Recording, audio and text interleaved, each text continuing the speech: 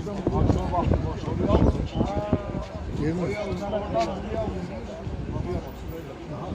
Oradan da şu çaklara.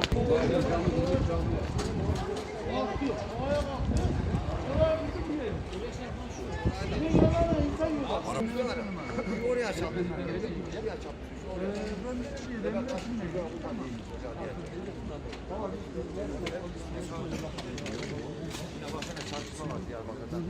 Tamam.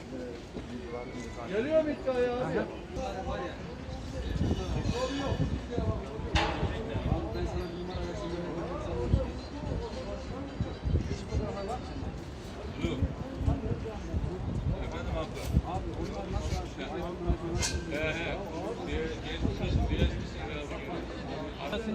Hadi kaydet.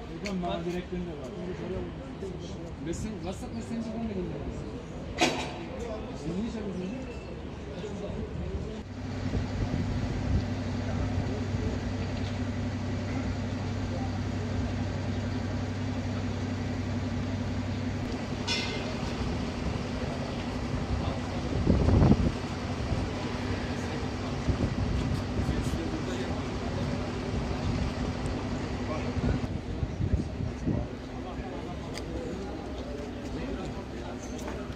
Çavuşum biz bunlar raporlar nasıl tutacağız araçların hasarını vesairesini?